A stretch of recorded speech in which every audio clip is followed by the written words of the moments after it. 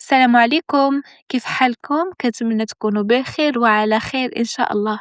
مرحبا بكم في فيديو جديد وقضية جديدة معنايا. في هذا الفيديو بغيت نشكركم ونشكر كل واحد كيشترك في القناة وكيعمل لي لايك على الفيديوهات. دعمكم مهم ليا بزاف، فشكرا لكم. ودابا يلا نبداو القضية ديالنا. قصتنا غتدينا لمراكش، بالضبط نهار 17 من شهر 5 سنة 2006 مع 11:30 ديال الليل في واحد الدائرة ديال البوليس اللي كانت فيها الديمومة ديك الليلة. غادي يدخل واحد الراجل هو وجوج ديال الدراري، وكان باين عليهم أثر ديال الخوف. وهنا غادي يعلموا البوليس باللي كاينة واحد الجثة وسط واحد الدار مهجورة. فهنا عناصر الشرطة غادي يتحركوا مباشرة مرفوقين بعناصر تقنيين مسرح الجريمة، وغادي يطلبوا طبعا من هذا الرجل داك جوج دراري غادي يمشيو معاهم باش يوريوهم الدار. وبمجرد ما وصلوا غادي يلقاو جثة ديال البنت اللي كتبان انها في العشرينات من عمرها، ومضروبة في راسها ضربة قوية لدرجة ان راسها اتفتح. فهنا الشرطة العلمية غادي يبداو الخدمة ديالهم، وأول حاجة غادي يطوقوا الدار بالشريط الأصفر. ومن جهة أخرى غادي يبداو الضباط كيحققوا مع ديك العساس وحتى مع داك جوج دراري. كتحقيق أولي تم في عين المكان حتى يساليو، عاد غادي يرجعوا معاهم باش يعملوا لهم محاضر مفصلة. فالضابط سول العساس شنو كنتي كتعمل هنا وكيفاش حتى اكتشفتي الجثة. فالعساس قالو ماشي أنا اللي اكتشفت الجثة، هاد جوج دراري هما اللي لقاوها وخافوا ما عرفوا ما يعملوا، فجاو عندي بحكم انني كنعس غير قريب هاد المنطقه وعلموني وجينا عندكم. البوليس ملي حققوا مع الدراري عرفوا بلي ان هاد الدراري كانوا كيعيشوا غير في الزنقه، ما عندهمش مأوى، يعني النهار كامل هما في الشارع، وملي كيطيح الليل كيبقاو يفتشوا على شي بلاصه تكون مهجوره ويدخلوا ينعسوا فيها حتى للصباح. فلقاو هاد الدار مهجورة، وملي دخلوا تفاجئوا بلي كاينة بنت مقتولة وسط الدار. نرجعوا دابا عند الشرطة العلمية في مسرح الجريمة. الضحية عليها آثار ديال العنف اللي كانت واضحة بزاف، وجهها كامل منفوخ وحتى لحمها كامل زرق بالضرب، ويدها اليسرية كانت مهرسة. وحاجة أخرى غادي يلاحظوها أن ظهرها كامل مخدوش ومجروح، وهذا كيبين أن الضحية تم جرحها لمسافة طويلة. والحاجة المهمة اللي توصلوا لها عناصر الشرطة العلمية أن داك الدار ماشي هي مسرح الجريمة الحقيقي. هاد البنت تقتلت في بلاصة أخرى، وجاو تخلصوا منها هنايا على أمل ما يلقاها حتى واحد. فمن بعد ما تم تمشيط الدار والمحيط ديالها ما غادي يلقاو حتى حاجة كتخص الضحية. فهنا غادي ياخدوا صور لعين المكان وللضحية وكل التفاصيل، وتم إرسال الجثة لمصلحة الطب الشرعي باش تحدد سبب الوفاة ووقت الوفاة بالضبط. البوليس ما قدروش يتعرفوا على الضحية حيتاش ما كان معاه حتى شي ورقة اللي كتثبت الهوية ديالها، فغادي ياخدوا بصماتها. وفعلا بعد 48 ساعة خرج تقرير البصمات، وعرفوا أن الضحية اسمها ابتسام، عمرها 25 سنة، ولكن عنوانها كاين في مدينة تارودنت. فغادي يتم التنسيق مع البوليس ديال تارودنت، وغادي يتوجهوا عناصر من لابيجي ديال مراكش لهذا العنوان. وملي غادي يوصلوا للدار دقوا في الباب وخرج عندهم واحد الراجل اللي واضح انه اب الضحيه. فهنا الضابط سول الراجل فين هي ابتسام وشنو كتجيك؟ قال لهم ابتسام بنتي وهي كتقرا في مراكش. في هذه اللحظه الاب هو اللي غادي يسول البوليس وقال لهم ياك لاباس واش ابتسام عملت شي حاجه؟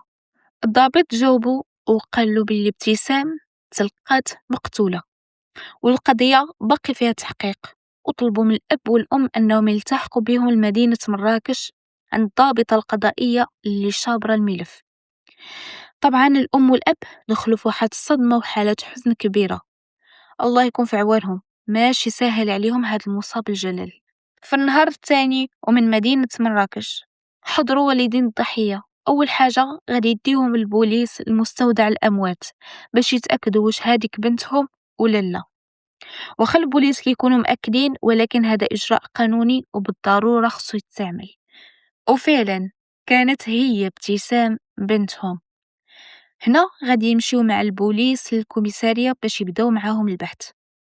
الضابط طلب منهم أي معلومة كتخص بنتهم، واخا تكون في نظرهم تافهة، ولكن تقدر هي اللي تفك لغز هاد الجريمة. أول حاجة بداو مع الأم، طلب منها الضابط تعاود له شنو كتعرف على بنتها وشنو كانت كتعاود لها على حياتها الشخصية. في التصريحات ديال الأم قالت على ابتسام ما كانتش كتفاهم مع باها، دائما متدابزين، حيتش هو كان باغيها تزوج ولكن هي كانت رافضة الفكرة وباغية غير تكمل قرايتها. هادشي اللي خلى واحد النقاش دائما ما بينها وما بين الأب ديالها. هي كانت كتجي عنا غير في العطل والويكاند شي مرات. هنا الضابط رجع سولها واش ما عمرها هضرت لك على شي واحد في حياتها.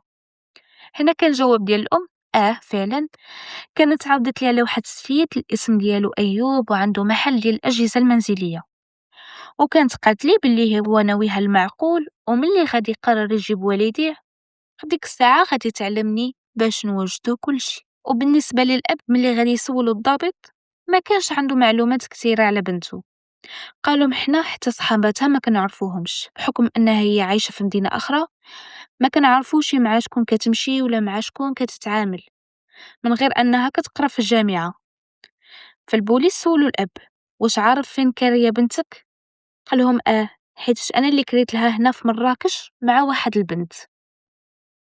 داك الشخص اللي كان ذكراتو ام الضحية ايوب، البوليس ما قدروش يتوصلوا له لقلة المعلومات، فما قدروش يعرفوا شكون هاد ايوب اللي كانت كتعرف ابتسام. فهنا البوليس غادي يتحركوا مباشرة لديك العنوان ودقوا في الباب، ولكن ما لقاو حتى واحد. ملي سولوا العساس قالهم نجاة ما كايناش دابا، كتكون قارية ما غادي تسالي حتى للستة، وابتسام شحال ما بانت هنا. فالبوليس بقاو كيتسناو نجاة حتى رجعت، وغادي يطلبوا منها تمشي معاهم الكوميسارية باش يسولوها شي أسئلة على ابتسام وتمشي في حالها. نجاة ما اعترضتش وقالت لهم ماشي مشكل، ولكن واش وقع لابتسام شي حاجة؟ قالوا لها تما غادي تعرف كل شيء. فبداو البوليس كيسولوها على علاقتها بها. قالت لهم انا وياها كاريين هاد الدار، كنقراو بجوج بينا في الجامعة، علاقتنا مزيانة، ولكن انا وياها يعني ماشي صحابات مقربات، عادي هي انسانة كارية معايا، كنقراو في نفس الجامعة وعلاقتنا بخير وعلى خير.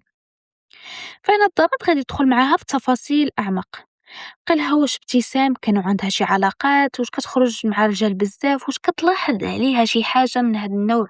نجاة قالت لهم هي اصلا ما كتجلسش في الدار بزاف، او بالاحرى هي اغلبيه ديال الوقت ما كتباتش في الدار، دائما بايته برا.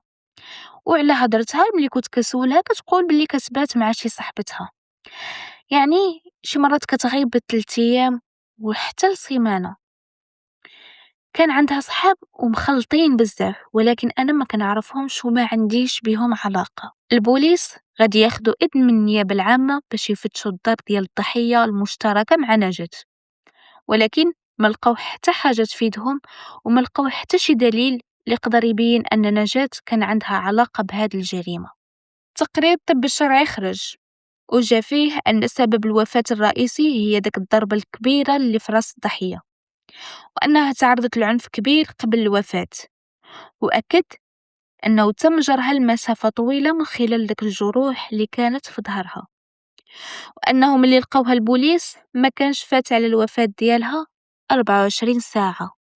هنا البوليس بداو كيحسوا أن الوقت كيضيع منهم والجريمة كتزيد تتعقد. فهنا غادي يوجهوا الأنظار ديالهم للجامعة وغادي يبداو التحقيقات من الأول. فمن بعد ما بداو يسولوا ويحققوا مع بزاف ديال الطلبة على ابتسام وشنو كيعرفوا عليها، غادي يتوصلوا بواحد المعلومة أن الضحية مؤخرا رجعت صديقة مقربة ديال واحد الطالبة اللي كان اسمها هند، وهند كان باباها برلماني سابق. والمعلومة الأهم اللي غادي يذكروها الطلبة أن ابتسام قبل اختفائها بأيام غادي يشوفوها هي وهند كيدابزو في الجامعة، وهند كتقولها باعد لي من الأب ديالي.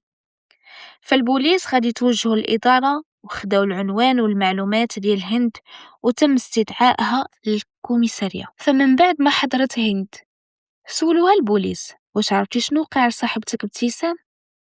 قالت لهم أنا يلاه عرفتها من عند الطلبة. فقالوا لها بحكم أنها هي كانت صديقتك المقربة قل لنا شنو كتعرف عليها. هند نكرت علاقتها وقالت لهم أنا وياها ماشي صحابات، حنا مجرد كنقراو في نفس الجامعة وكنشوفها شي مرات. فقال لها الضابط ولكن الطلبة كيقولوا بلي نتوما أصدقاء، وبالأمارة غير مؤخرا دابزتو في وسط الجامعة. هنا بدا يبان توتر كبير عليها، وحتى وجهها تبدل لونه وبقات ساكتة.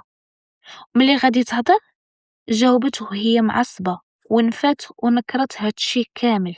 فالبوليس غادي يتواصلوا مع أب هند ويطلبوا منه يلتحق بهم، وبمجرد أنه التحق بهم المركز الشرطة غادي يبداو يسولوه.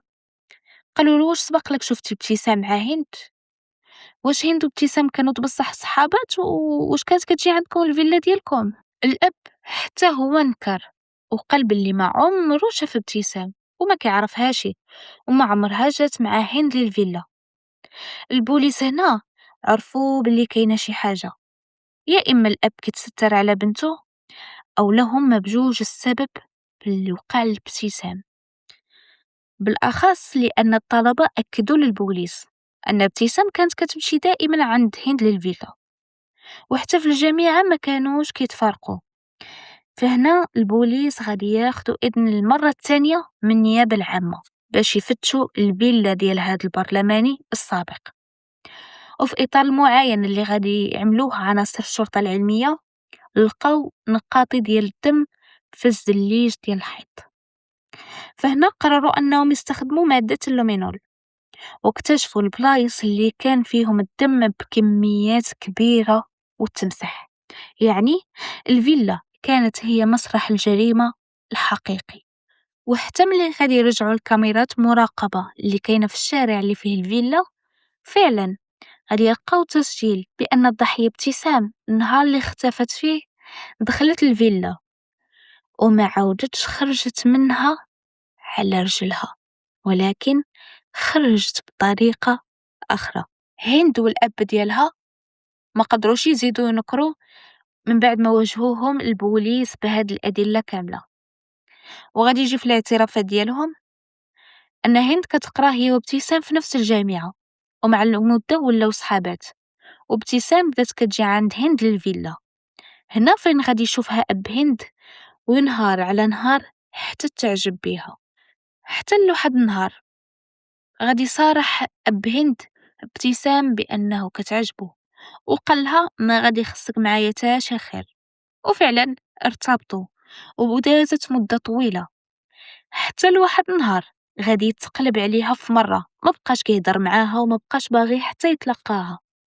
هنا ابتسام تعصبت وحست بالغدر، فمشات عند بنته هند اللي هي في الأصل صاحبتها وعاودت لها كل شي وقالت لها يا إما يرجع معايا ولا والله حتى نفضحو، أنا راه مصورة كل شي عندي التصاور والفيديوهات. وهذه هي اللحظة اللي كانوا شافوها الطلبة وعودوها للبوليس، قالوا لهم أن ابتسام وهند كانوا كيدابزوا. هند تعصبت بزاف، ولكن في نفس الوقت ملي عرفت أن ابتسام تقدر تفضح باها بدات كتهدأها وقالت لها أنا غادي نهضر معاه وغادي نحلو هاد المشكل. وفعلا من بعد يومين غادي تتصل هند بابتسام وقالت لها أجي للفيلا باش نهضرو، راه حتى بابا غادي يكون معايا هنايا وتفاهموا مزيان.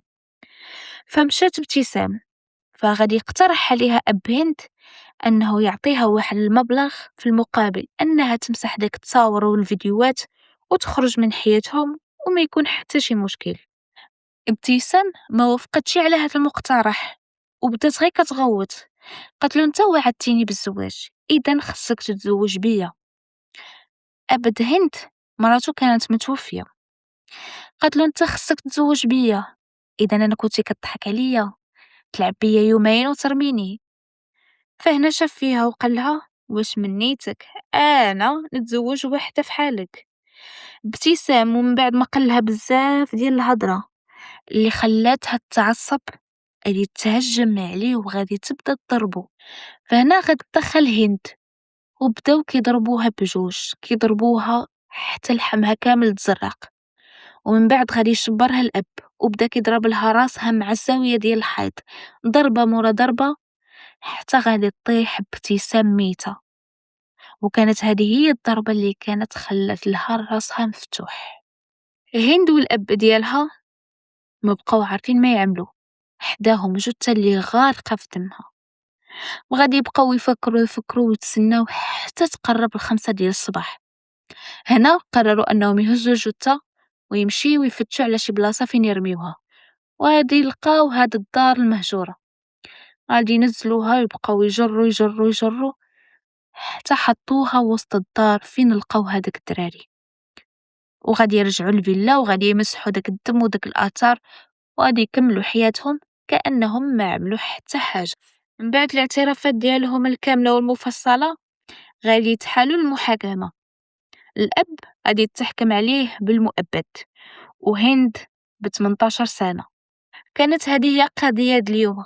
بغيتكم تخليو لي ارائكم في التعليقات، وكالعاده ما تنساوش اذا حبيتوا الفيديو عملوا لي لايك واشتركوا في القناة وفعلوا جرس التنبيهات باش يوصلكم أي فيديو جديد.